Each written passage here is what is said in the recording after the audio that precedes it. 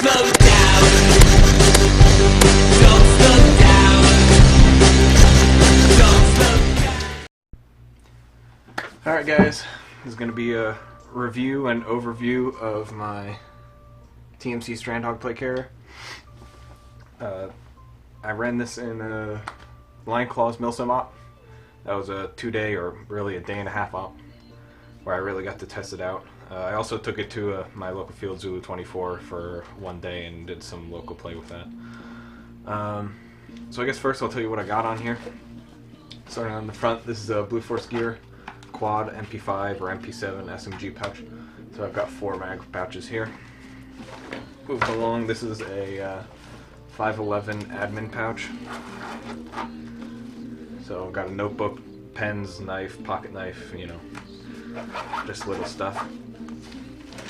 Back here, this is a frag pouch, but I keep my Baofeng radio in here.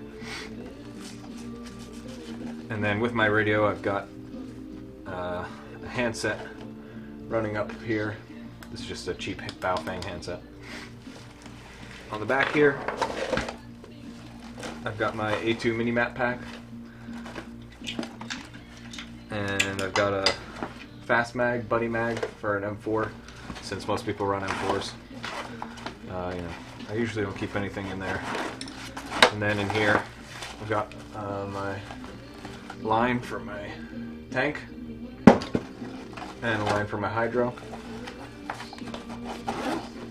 And that's got 2 compression straps here. I like this pack a lot.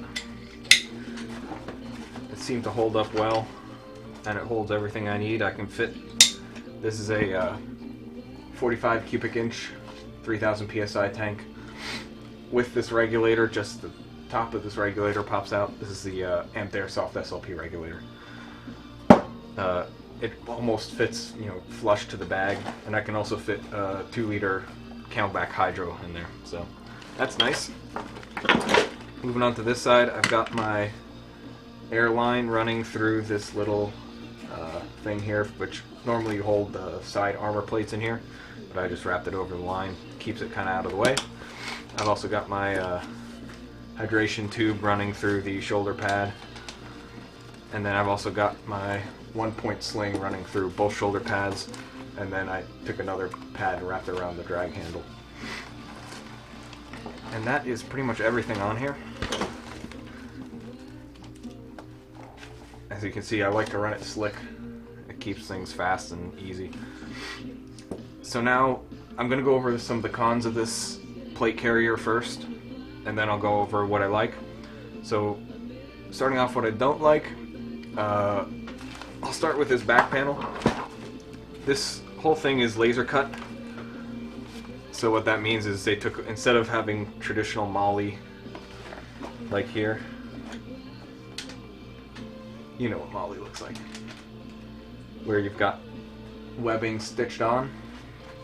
Instead, the webbing is just cut out of the fabric, presumably with a laser, but I think they do it cheaper on these. But that's what laser cut means. So one of the issues is when you have a lot of weight on these things, like I did for my op, you can see here it started to pull this away. Happened on the other side too. So the laser cut is actually starting to just degrade, and part of it's my fault because, like I said, I had a 2-liter hydration bladder and a tank in here, and I was running around for a couple hours.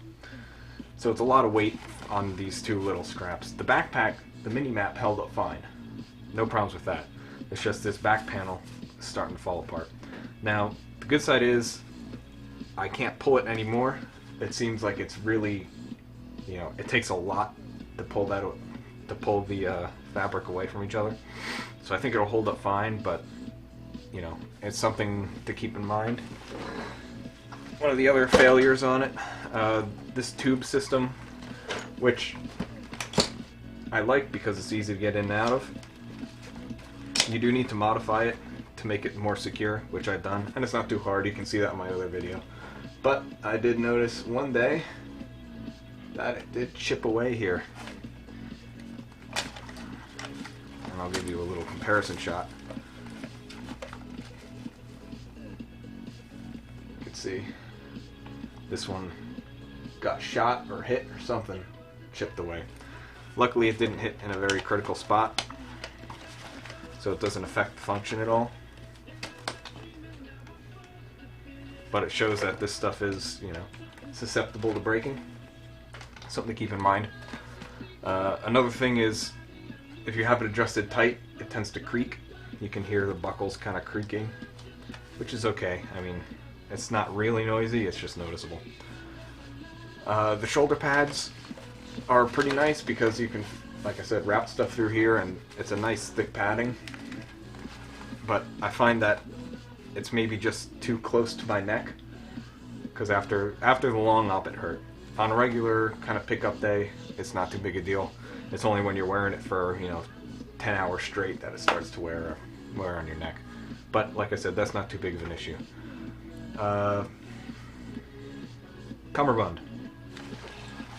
One thing with this cummerbund is, and this is with other cummerbunds as well,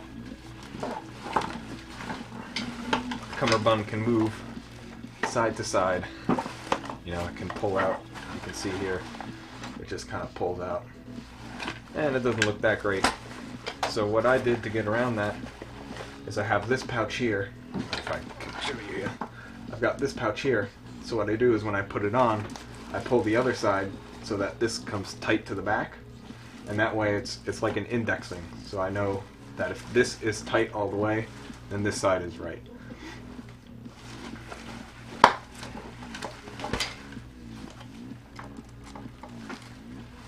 And this is my first plate carrier with a real cummerbund, so I understand that this is not really an issue just for this particular plate carrier, but I thought I'd point it out. Another thing is if you want to replace this cummerbund with some other brand or do a GMR mod to it, you actually can't, because you'd have to modify it to take this tube system, which isn't too hard. It's just two straps here that you can use. So if you want to do an elastic or a pig cummerbund, you know, some other kind of cummerbund, you're going to have to modify it, because most of those, they attach with Velcro at the front with a flap, and this doesn't have that. This is just a plate bag with these tube systems. So that's something to keep in mind. Some other minor issues is it looks a little frumpy on the front. That's because of the laser cut. I'll show you one of the mods I did, which kind of helps this out a little bit. Because the First Beer plate carrier, which this is a clone of, has this system where Velcro attaches to the inside of this plate bag, and that's what helps pouches stay better. So I took advantage of this idea. I attached some Velcro to the training plates. This is Velcro. This is actually part of the shoulder pads that it's just extra. I just cut them off, super glued them on here, and then what you do is you get this pad or this plate lined up inside here, and then you just kind of flatten that onto it.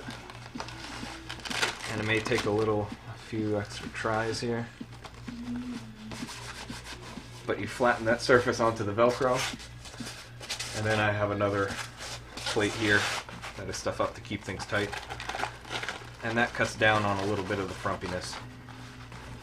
So if you cover the entire plate with Velcro, then all this stuff is all going to stick to that plate, and it's going to look a lot better.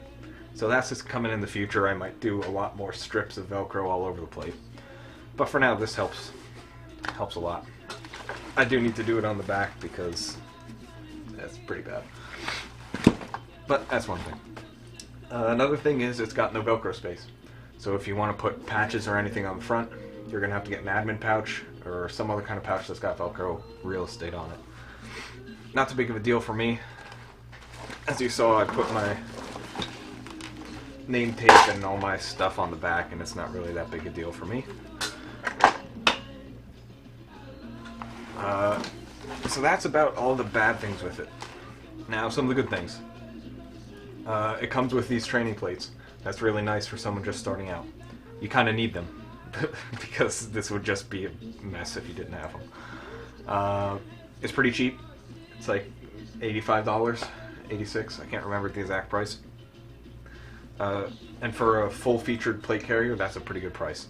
I've had a couple people stop me and say, you know, oh, it's a first beer Strandhogg plate. No, it's TMC. It's $80 as opposed to $400. So that's nice. It also looks badass.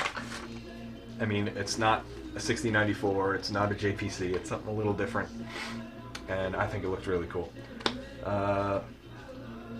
This tube system is really cool. Once you get it modified and working nice and tight, this is a great system for getting in and out of your plate carrier and making sure it stays adjusted. It also keeps it in place pretty well, because I've got all this weight in the back, enough weight to mess up the plate, or the fabric, and all I've got is 4 plastic magazines on the front here in this very small pouch, and I haven't had a problem of this plate riding up and choking me. It stays in place very well, surprisingly to me, actually. And another thing is this laser cut. You can see for MP5 mags, I got one right here. You know, it really pulls this thing apart. And you saw on the back how much damage it took. And so even though this laser cut might not look good, and it might not really be up to military spec, it holds up. I mean, like you saw, I can't just pull it apart. It's actually somewhat strong. So while it may look like it's failing, it's still kind of working. That's about it. I don't know if... I think I forgot to mention this is a 511 single SMG pouch. I mean, I'm pretty happy with it. I'm not getting rid of it anytime soon. And if I did get rid of it, I would just upgrade to an actual first spear, because I like this tube system. I like it a lot better than that Velcro system. Any other modifications, I would probably do a Ferro Concepts Cummerbund, which I would then modify for the tubes rather than Velcro. But that's about it. I mean, I'm pretty happy with how it is now. Like I said, I would probably also do the Velcro. That would help. But other than that, I mean, I'm pretty happy with it. Would I recommend it? Yeah, actually I would. For the price, I think you can't really beat it. I think it's a nice, unique plate carrier, and you've got a lot of real estate to do stuff with. And for a Chinese clone, I think it is pretty nice. I mean, it's not tight, but what do you expect for $80? Unfortunately, that's the price of stuff these days. That's about it. Alright, so in my upcoming videos, I'm getting some parts and some gear for my Army Glock 17. That's going to be a fun project. I'm also going to do some tutorials on how to do glow-in-the-dark night sights. Hopefully I'll get some gameplay going up in the next 2-3 months. And I think that's about it. Also, I fixed my SMP, so it now has semi and full auto, which I have set to 3-round burst. So, that's about everything. Subscribe if you want to see more. And other than that, have a good day.